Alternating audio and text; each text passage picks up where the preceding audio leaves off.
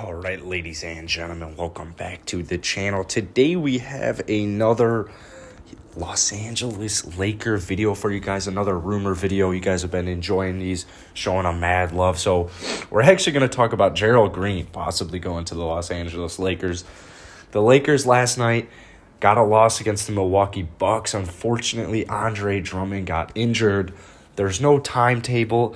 I don't think it's going to be that long or anything too crazy, but it is very just tough news. This is exactly what we did not want to happen. Andre Drummond, he's been known for just being so durable, so reliable, so healthy. So before we get into this video, if you guys enjoy it, hit that like button, hit that subscribe button. I do this every single day, and I think you guys would really like the content. So the Lakers, I think they're one move away from being that team where I'm not worried about injuries. Well, I am worried about injuries, but I just think that they need a little bit more depth in order to make this happen. I think the Brooklyn Nets are a very good team, a very talented team, and I think one injury, one small hiccup to the Lakers could possibly derail them if the Brooklyn Nets are really, really on top of their game. So personally, I think it's three-point shooting. Last night and just the whole season for the Los Angeles Lakers, three-point shooting has not been the strong suit.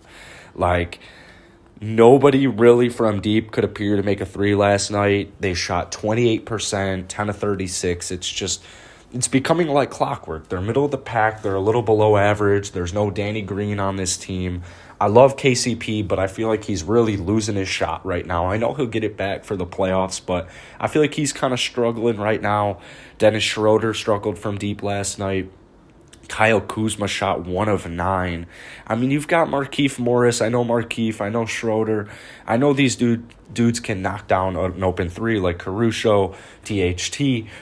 Wesley Matthews is really kind of the only sharpshooter guy who's known for that on this roster. And as games continue to go on, we're starting to notice this. And as KCP continues to get colder and colder, it's really making itself clear.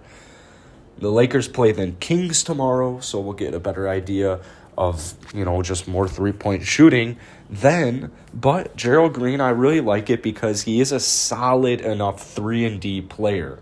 I think that with the Lakers going into the trade deadline, they needed a big man, maybe a 3-and-D guy, maybe a wing defender, just another guard in general. I think that a guard is something the Lakers should definitely target, specifically one who can shoot the three. A 3-and-D guy would be super nice, like a guy like Otto Porter Jr. would be super nice, but there's several issues with that. First off, I mean, there's not many 3-and-D guys just ready to go on the market. Like, maybe you could target Lance Stevenson, Otto Porter Jr. if he does end up getting bought out. But I think being the number one defense in the NBA, I think we have just a really solid defensive team.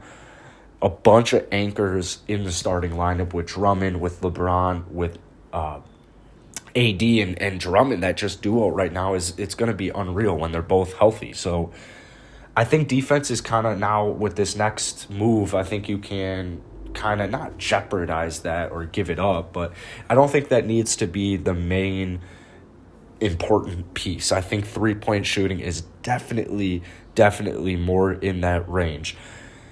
Gerald Green, career 36% shooter from deep. I love Gerald Green. I absolutely love Gerald Green. You guys know I do cover some Rockets.